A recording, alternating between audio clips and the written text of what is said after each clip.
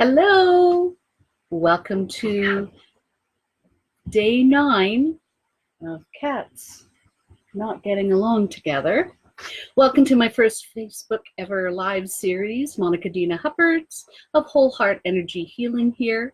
This is day 9 of 20 days to 2020, real solutions for your resolutions.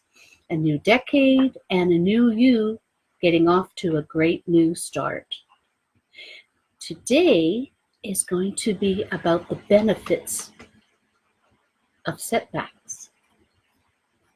So yesterday I told you of the science behind the energy work and hopefully gave you an understanding of how and why energy work works. I'm sure it was a bit eye-opening to learn about how the body emanates energy and instruments can measure that energy. For me, it was a confirmation of what people like me that have tuned into their intuitive side have known for centuries. Today, I want to share why having a setback or finding obstacles in your path can actually be a piece of good fortune. No, really.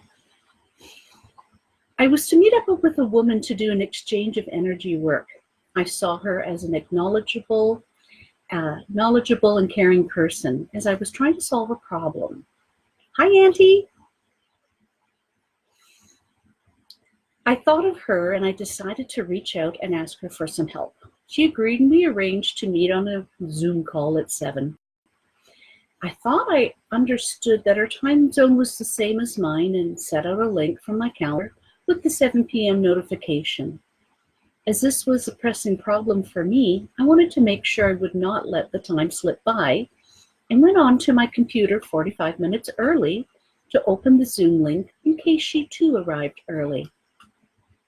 When I opened up my email to access the link, I saw a message from her that she had waited 11 minutes for me and had concluded that I must have had other pressing engagements. I saw her message 5 minutes later and responded to it that I was on Zoom right now and must have misunderstood that she was in a different time zone from me. In our correspondence, she had written that she was in Central Mountain Zone, and I mistakenly thought it was the same as Mountain Time.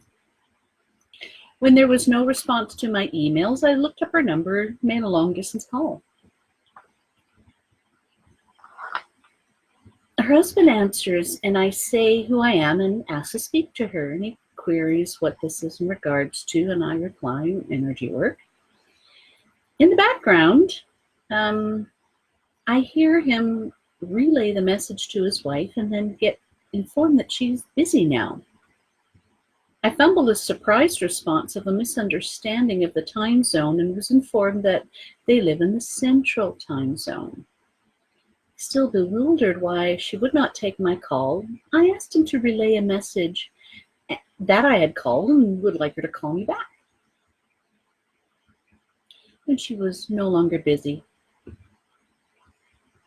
All evening and well into the wee hours of the morning, I pondered as to why this has happened and why I was taking it so much to heart. Can you help me by getting a mint, please? It just didn't make sense to me. When I got over myself and realized that A, there's probably a reason that we didn't connect at that divine time, and B, that there was something else that I could do other than stew over it, I made some headway solving not only this situation, but a much bigger problem that's been affecting my life that I really had not paid attention too much to. It's kind of like a wallpaper story. Something new is added or happens and one gets accustomed to it being there. Eventually it fades into the background of life and ultimately is no longer in view, even though it really is there right in plain sight. This incident for me brought the wallpaper back into view, back into plain sight. One of the common pitfalls for people who are sensitive to the needs of others is that they often willingly become the fall guy or the whipping boy. They take the abuse because they see themselves as very strong and want to shield and help others. They feel they can handle it. The problem is that when doing so out of love or kindness or compassion for others, it can lead to a habit that they had not intended to acquire. This habit becomes part of the wallpaper of their life, forgotten or ignored. It's slowly depleting and negatively impacting their energy. And only when there is a realization, like that of a small incident having a huge impact on them, they actually do something about it. I'm sure many of you can relate. You've been carrying a load that is way too much for you to bear because it's always been there and always been like that. As far back as you can remember, life has been that way. You don't think to change it, nor do you quickly realize that you can take action and relieve yourself of that burden. Sometimes takes that one extra little thing, like the piece of straw that breaks the camel's back, before it's realized that too much is being carried, too much is taking place. Let's not have your back broken by a piece of straw. Stop being the scapegoat, the chump, the doormat. By being more proactive, you can enjoy what life has to offer. Respond more strategically. Setbacks will often happen for a reason, usually to help you recognize that there's a problem to be solved, one that you've been ignoring for probably quite some time. It's really a chance to go within and assess the situation.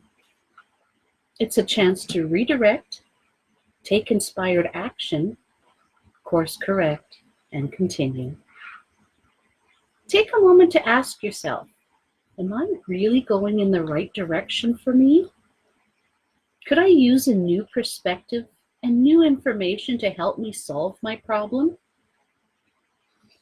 If I brainstorm some ideas, which one would be the spark that lights the flame, that shines the light, and eradicates the dark?